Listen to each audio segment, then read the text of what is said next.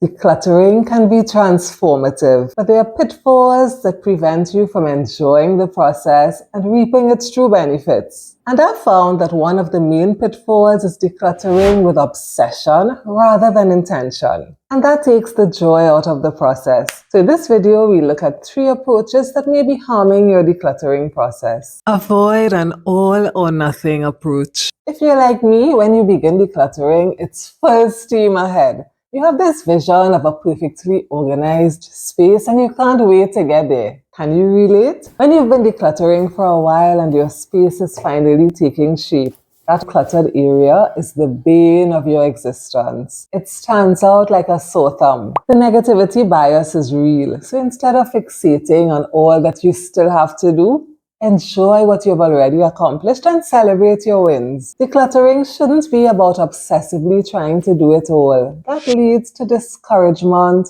overwhelm, and even burnout. To avoid regret and resentment when decluttering, pace yourself. When we rush, we sometimes make decisions that we regret later. I've been guilty of over-decluttering. I enjoy order and space. And sometimes I'm looking for something that I need, only to remember that I decluttered it way back. Has that ever happened to you? Thankfully, it doesn't happen too often, and I can always find something to use in its place. An all or nothing mindset can lead to procrastination and indecision, and it will hamper your progress. Think of decluttering as a journey and not a sprint. Honestly, decluttering is never done. Once we're alive, we're going to have to reassess our possessions. Life changes, and so do our needs. So what's useful today may not be useful tomorrow. Small, consistent efforts add up more than you think. So set realistic goals and enjoy the process. Every space you complete counts and creates a ripple effect. Take it one step at a time and trust that you'll get there. Decluttering with intention is more sustainable but also more joyful. Banish the comparison trap. It starts innocently enough. You're scrolling through social media looking for decluttering inspiration,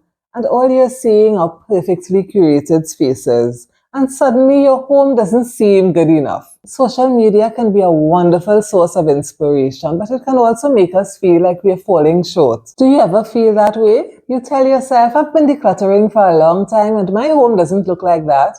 I must be doing something wrong. The truth is, sometimes those perfectly curated spaces are carefully edited, so you're not getting the full picture. Comparison creates unrealistic expectations. There's a pressure to achieve an unattainable ideal. You end up decluttering based on what you think others expect or admire, rather than what's important to you. Comparison can blind you to the progress you've made because you're measuring yourself against someone else's journey. That robs you of your joy and your sense of accomplishment. Focusing on your personal values and progress is key to decluttering with intention. Next time you find yourself feeling less than, take a deep breath. Remind yourself that your home is not a competition. It's your sanctuary. If it works for you, that's all you need. Conquer clutter at its core.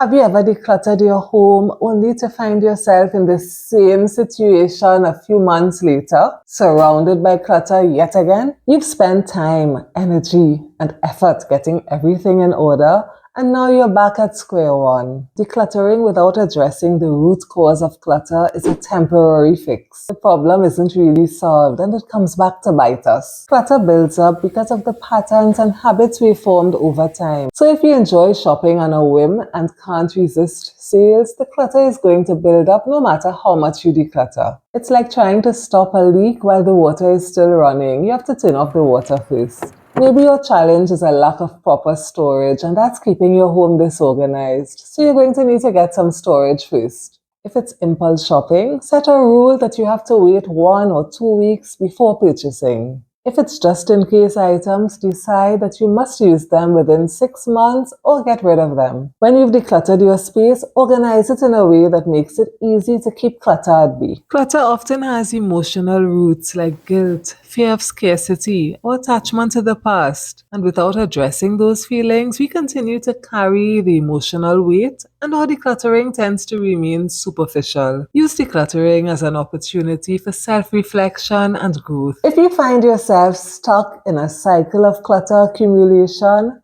Don't beat yourself up. Identify the root causes of the clutter and put systems in place that will help you create a sustainable lifestyle to keep clutter at bay. Thank you for watching, and I hope you found some value in the video. See you soon. Thank you for watching. Please like, comment, and subscribe. See you soon.